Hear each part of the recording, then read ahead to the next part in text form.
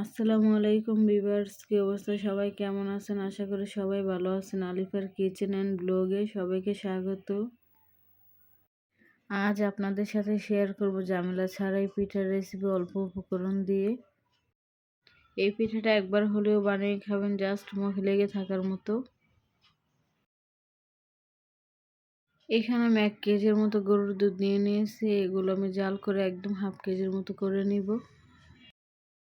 দুধ আমি চুলাতে বসিয়ে এখানে আমি নিয়ে নিয়েছি পোলার চাল। এটা আমি ব্লেন্ড করে নিব। এই চালটা আমি 10 মিনিটের মতো ভিজিয়ে রেখেছিলাম। এখানে দিয়ে দিলাম আমি হাফ কাপের মতো চিনি। 1 কেজি দুধ আমি জাল করে হাফ কেজি করে নিয়েছি। এখন এখানে দিয়ে দেব ব্লেন্ড করে রাখা চালের গুঁড়াগুলো। এইখানে আপনারা ইচ্ছে করলে চালের গুঁড়ার সাথে গুঁড়া দুধ অ্যাড করতে পারেন, তাহলে খেতে এটা আরও বেশি স্বাদ হয়। কিন্তু আমি দিইনি, আপনারা ইচ্ছে করলে দিতে পারেন। এই পর্যায়ে এসে এটাকে ভালো করে নাড়তে হবে, না হলে নিচে লেগে যাওয়ার সম্ভাবনা থাকে। এই তো আমার পুরটা বানানো হয়ে গেছে। এখন এটাকে আমি নামিয়ে নিব। এখন পুরটা আমি ঠান্ডা হতে দিলাম। এটাতে দিয়ে দেবো আমি এখন হাফ কেজির মতো দুধ। আপনারা ইচ্ছে করলে এখানে এলাচ, বাদাম এগুলো ব্যবহার করতে পারেন, কিন্তু আমি এগুলো কোনোটাই করলাম না।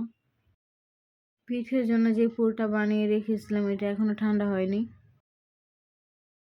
এখানে আমি নিয়ে নিয়েছি পাউরুটির সাইডগুলো আমি ভালো করে কেটে নিব। এইভাবে ভালো করে কেটে নেওয়ার পর রুটির সাইডগুলো আমি অন্য জায়গায় রেখে দিব। সেটা আমি অন্য কাজে ব্যবহার করব। এখন এগুলোকে আমি এক এক করে বেলে নিব। ঠিক এভাবে চেপে চেপে বেলতে হবে।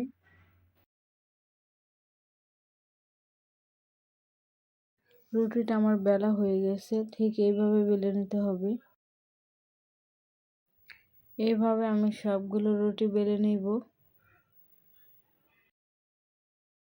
পিঠের জন্য যে পুরটি আমি বানিয়ে রেখেছিলাম, একটি চামচের সাহায্যে রুটির মাঝখানে এইভাবে দিয়ে নিব। ঠিক এইভাবে হাত দিয়ে ভাঁজ করে আমি পিঠেগুলো বানিয়ে নিব।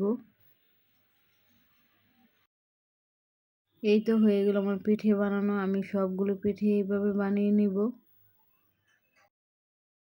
বোঝার সুবিধার্থে আমি আরেকটা পিঠে এইভাবে বানিয়ে নিচ্ছি। পিঠের মাঝে এইভাবে পুরটা রেখে এইভাবে হাতের সাহায্যে ভাঁজ করে নিতে হবে। এই তো হয়ে গেল আমার পিঠে বানানো। দুধটা আমি জাল করে কমিয়ে নিয়েছি। এখানে চাইলে আপনারা চিনি ব্যবহার করতে পারেন, কিন্তু আমি করিনি, কারণ আমি মিষ্টিটা কম পছন্দ করি। এখানে আমি দুধগুলো ঢেলে দিলাম। দুধটা ঢালা হয়ে গেলে আমি কিছুক্ষণের জন্য রেখে দিব।